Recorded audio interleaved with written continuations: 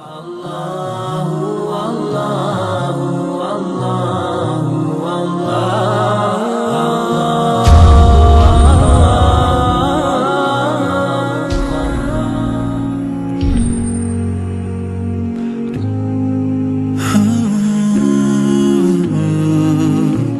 brothers and sisters in Islam, how much does Allah subhanahu wa ta'ala do for us? He created us. He gave us life. He gave us good health. He gave us wealth.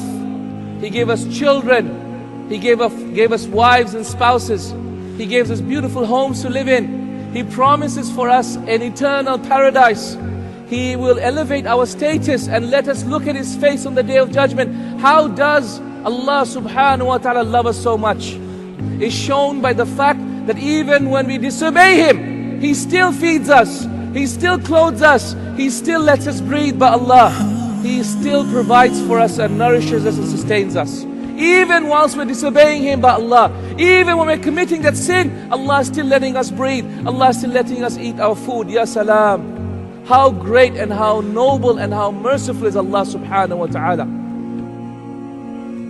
How is it so that Abu Bakr, as the Emir, as the head of a state, he would travel every day after Fajr to a blind elderly woman's house and clean her house, and prepare her children, tend to her animals, and yet she didn't even know who he was, who this man was. What about Umar al-Khattab radiallahu anhu? What about him? He was on his way to kill the Prophet ﷺ, and instead he accepted Islam, and his love for Allah Azza wa Jal and His deen was so great that while all the other Muslims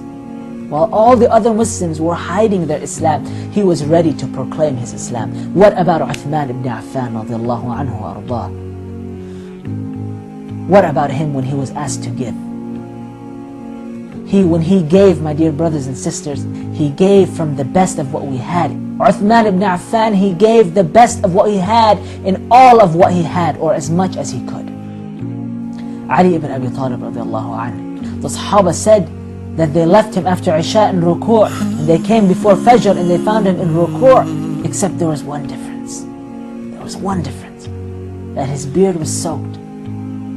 His beard was soaked and there was a puddle beneath him. Ya Allah, Ya Allah. But by Allah, you are special. You are special. He created you and you're more valuable to Allah subhanahu wa ta'ala than the Kaaba. Wallahi, the scholars of Islam say, the tears of a believer are more precious than the Kaaba. Hakada qala Shawkani. My brothers, my sisters in Islam, one day the Prophet ﷺ stood up in the depths of the night. It is authentically reported in Al-Bukhari that he raised his hands up to the heavens and he said, Oh Allah, my ummah, my ummah. Ya Allah, my ummah, my ummah. Ya Allah, my ummah, my ummah. He couldn't say more than that. He couldn't finish his sentences because he was so emotional.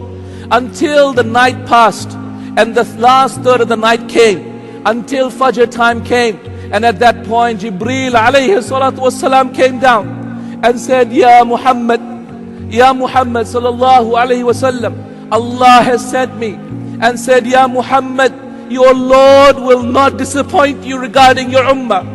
Your Lord will not disappoint you regarding your ummah. The question is, brothers and sisters in Islam, are we going to disappoint our Prophet ﷺ?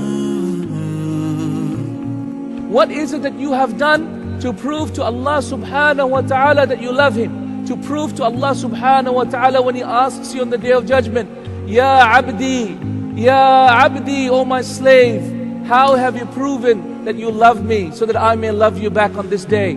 Be you of those people who fulfill His vision. Be you of those people who fulfill your love for Allah Azza wa Jal by pursuing the vision of Rasulullah sallallahu alaihi wasallam on this earth. Ask yourself, do you love Allah?